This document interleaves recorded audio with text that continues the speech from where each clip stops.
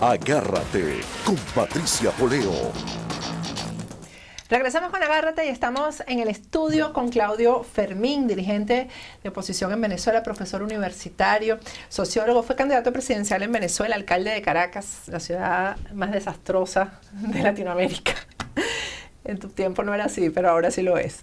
Claudio, esta situación de la pérdida de los valores, de todo lo que está ocurriendo en Venezuela es reversible, porque si hablamos de un cambio de gobierno que venga o no venga, por la vía del referéndum revocatorio, porque este hombre renuncia, por lo que sea, cambiar una persona será cambiar el país o cambiar el sistema. La conducta humana cambia de acuerdo a su contexto, a sus circunstancias, y los seres humanos, que somos expresión de muchas conductas, la de nuestros padres, nuestros maestros, los medios de comunicación, nuestros íconos, los políticos, los artistas, los seres humanos también cambiamos. Y los seres humanos, además de tener esa especie de mimetismo o de emulación o de vida en sociedad, tenemos además algo muy valioso, que es el libre albedrío, o para llamarlo de otra manera, la conciencia. Si algo puede cambiar, o para decirlo correctamente, si alguien puede cambiar, es el humano. Así que nosotros no hemos de tener temor ni ser escépticos frente a la posibilidad de los cambios. Lo que tenemos es que crear las condiciones, y pongo dos ejemplos. No es lo mismo usted vivir en un país lleno de fincas, de industrias, de empresas de transportes, de galpones, de haciendas, de unidades de producción, a vivir en un país donde el único empleador es el gobierno. No es lo mismo vivir, como el caso de Venezuela. Vaya usted a cualquier vecindario, y digo usted, no a Patricia, que es mi amigo, sino un usted genérico, el televidente. Vaya usted a cualquier vecindario, barrio, superbloque, urbanización, a las 10, 11 de la mañana, muchachos de 14, 15 años en la calle, o a las 3 de la tarde. El ausentismo escolar y la deserción está llegando a niveles insospechados en nuestro país, una cosa serísima. No hay un programa de ocupación nacional del tiempo libre, no hay un cordón sanitario alrededor de las nuevas generaciones que les permita estar ocupados, están a merced de la calle. Entonces, tomo nada más estos dos ejemplos. El adulto, en general, sometido al desempleo, a la incertidumbre, y el niño, el adolescente, con un tiempo ocioso en manos de no sabemos quién, porque no hay programas para ocupar su tiempo libre. ¿Qué puede salir de allí? Entonces, de allí es azaroso, porque lo que sale no está bajo control de la familia, de las instituciones educativas, de las iglesias, de la sociedad, está bajo control del azar. Así que el ser humano sí puede cambiar, pero en un país como el nuestro, Patricia, donde no hay gobierno, donde el sistema educativo está en crisis, donde el discurso que emana del poder es un discurso de odio, es un discurso de división, es un discurso de discordia, ¿qué puede salir de allí?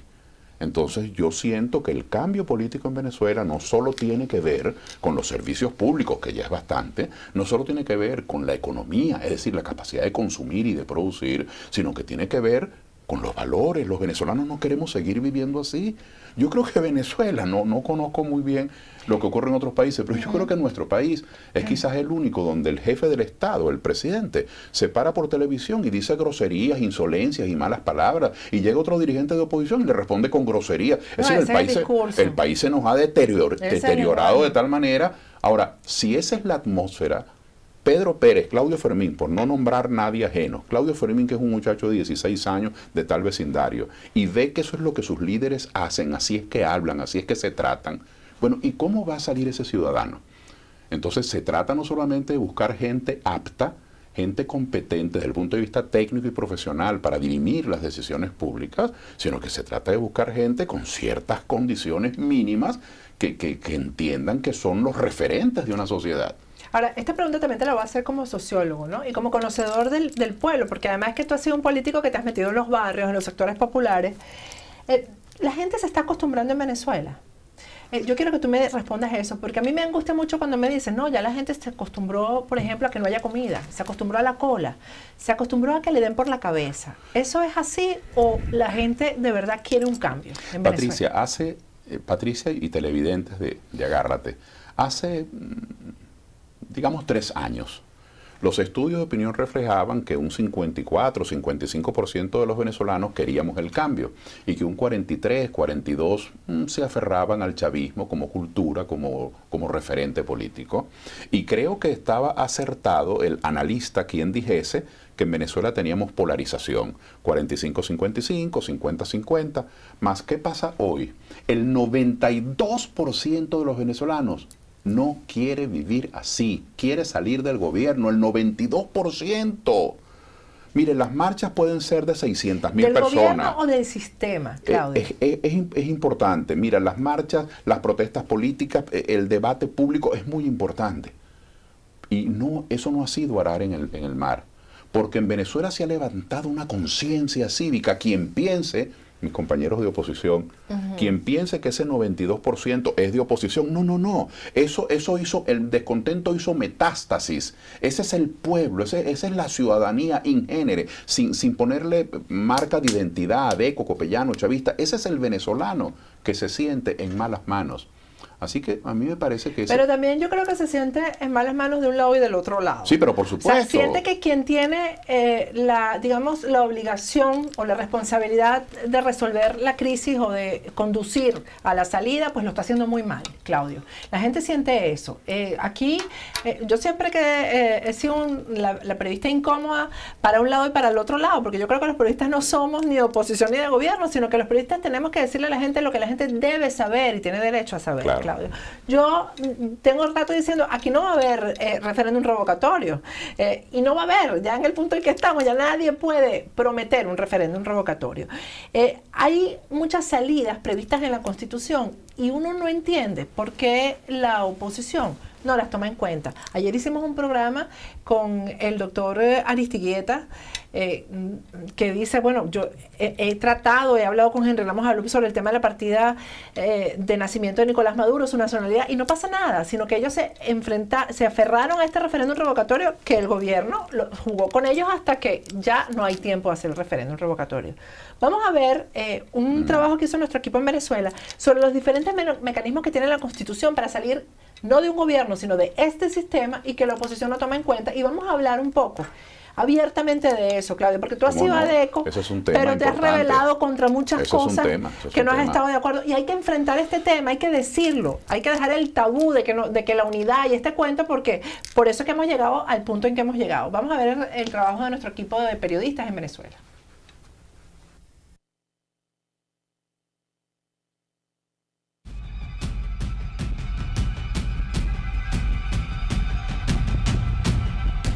Pero, Vladimir, ¿tú crees que Nicolás va a renunciar?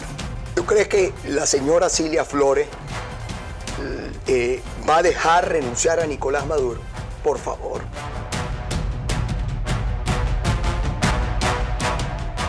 La sentencia emanada de la Sala Constitucional del TSJ apela al principio de no retroactividad de la ley para establecer que un recorte en el periodo presidencial de 6 a 4 años mediante una enmienda a la Carta Magna no aplicaría para el actual gobierno de Nicolás Maduro y lo considera además un fraude constitucional.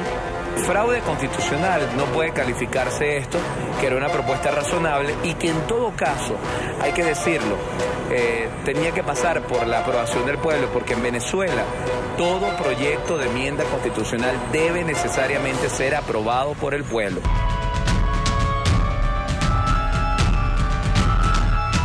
Normas para acá y normas para allá, dice Vladimir Sicora. Que Tibisay convoque revocatorio ya, para eso se le paga. No hay medicinas ni comida, dice. ¿Respuesta? Estamos en un Estado de Derecho. Adriana Núñez dice por aquí: Tibisay Lucena evade por tercera vez la pregunta de Eble Villegas sobre en cuánto tiempo se puede activar el referéndum.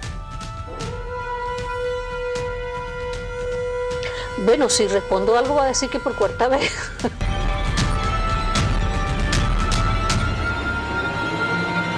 La Ley 43 de 1993 de Colombia es explícita.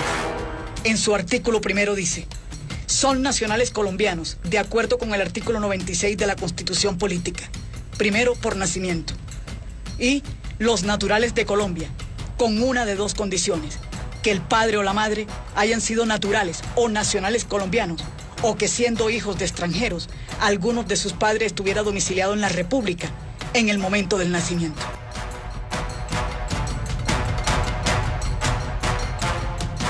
qué después de tantas violaciones a la Constitución, a las leyes, no podemos llevarlo a un tribunal? ¿Por qué después de no entregar la partida de nacimiento que tantas veces se le ha pedido, después de abusar del poder, después de instaurar una hambruna en Venezuela, después de tantos que han muerto por falta de medicamentos y que ellos tienen el monopolio de las medicinas? ¿Por qué no podemos llevarlo a un juicio como hicieron con Dilma Rousseff, quien ya hoy no es presidenta de Brasil? El bufete ominoso de la Sala Constitucional ha declarado contra lo que establece el artículo 227 de manera expresa que los funcionarios pueden tener doble nacionalidad. El artículo 227 de la Constitución dice expresamente que el presidente de la República no puede tener doble nacionalidad.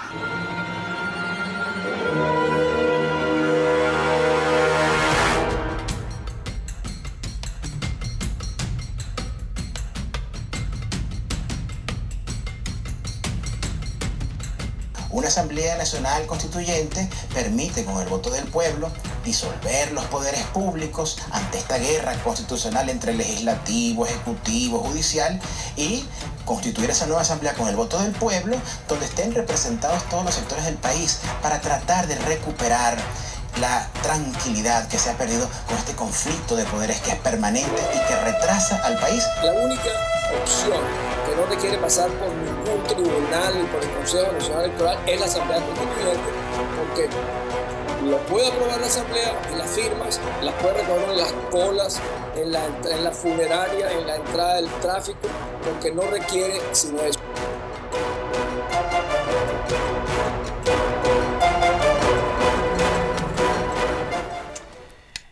¿Qué le pasa a la oposición, Claudio, que no toma en cuenta ninguno de estos mecanismos? Fíjate, en el momento que estamos hablando, me llega la información que el SEBIN está allanando la casa de la directora, el SEBIN es la policía política en Venezuela, la casa de la directora de la Escuela de Derecho de la Universidad Metropolitana, la profesora Andreina Febres Cordero, porque su hijo, Andrés Eloy Moreno, está siendo buscado porque le están imputando delitos militares por ser del equipo de producción de videos de protesta. O sea, las cosas siguen pasando, en Venezuela sigue habiendo presos políticos, el hambre sigue arreciando, la gente muriéndose por falta de medicina, y no hay una oposición que actúe frente a esto.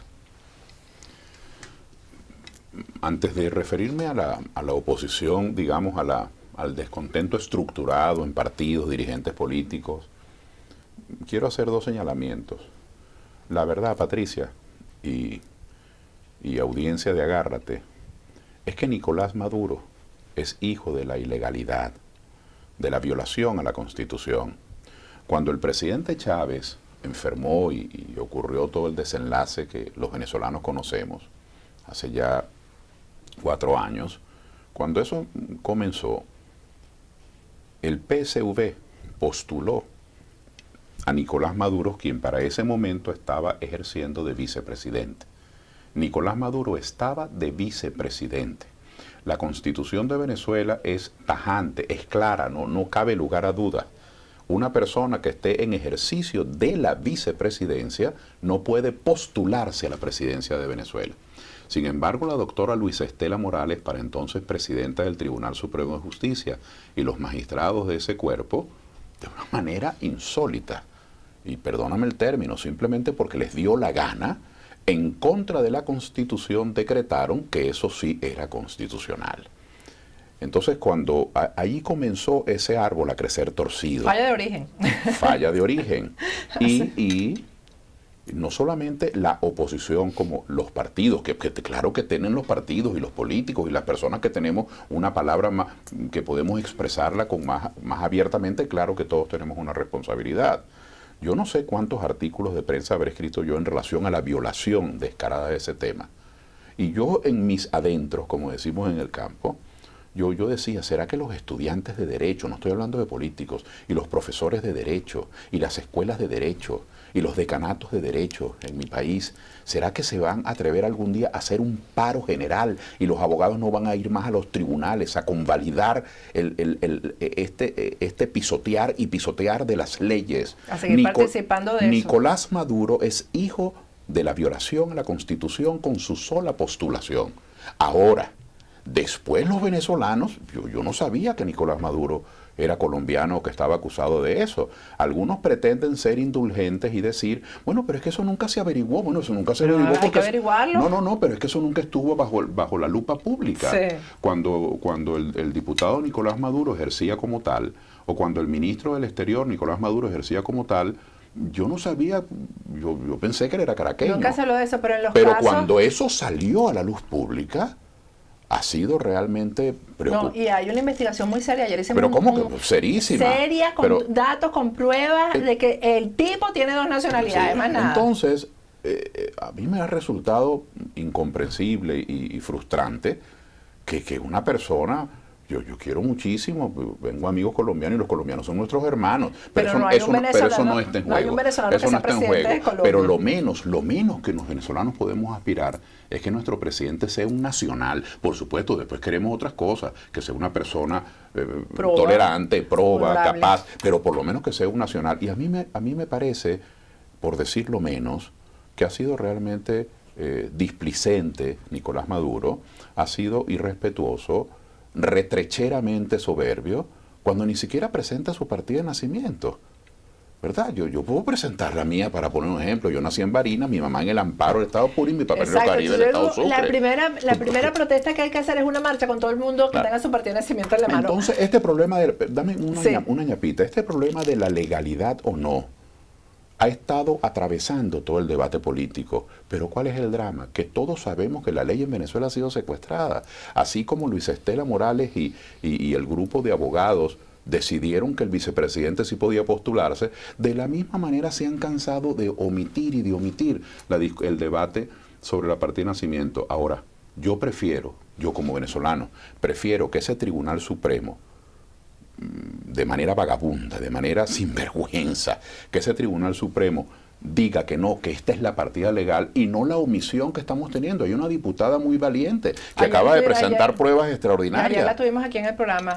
Ahora, así como hago la reflexión en relación a los estudiantes de Derecho, los abogados, las escuelas de Derecho, que están viendo cómo en nuestras narices... Yo no entiendo cómo los militares han aceptado esto. Bueno, tenemos telepatía. Mi segunda observación es cómo nuestros oficiales que han jurado defender la Constitución deben pedir aclarar pero eso. Además la soberanía, estamos hablando de que sería el presidente de un país que tiene problemas o tiene frontera con nosotros, y siempre ha habido discusión sobre eso. Tú sabes cuán lejos estoy, Patricia, y bueno, cada quien es dueño de su personalidad y no puede fingir. Tú sabes cuán lejos estoy de la agitación, del tremendismo, del oportunismo declarativo. Más bien muchos me acusan de conservador, pero es que esto es un problema, esto no es un problema de estrategia comunicacional, esto es un problema de dignidad. Claro. ¿Será verdad?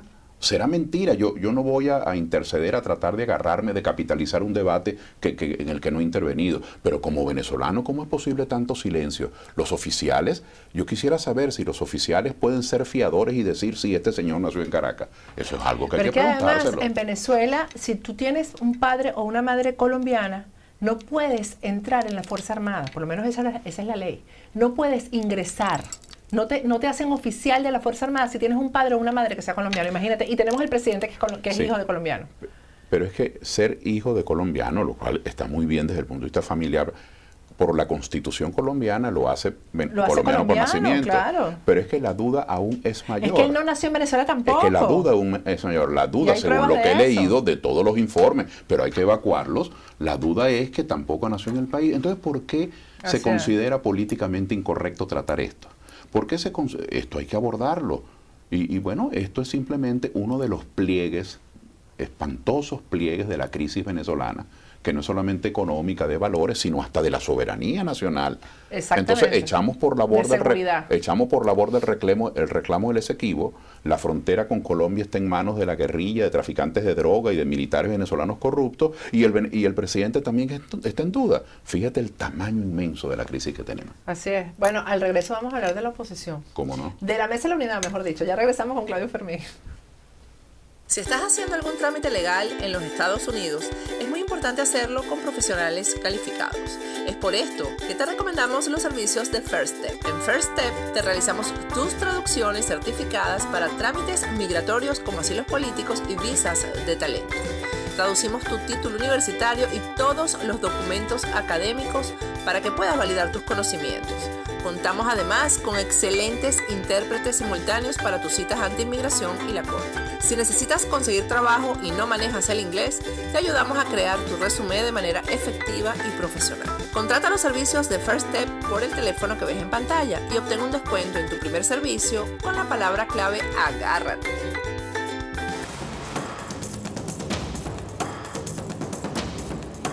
Agárrate con Patricia Poleo.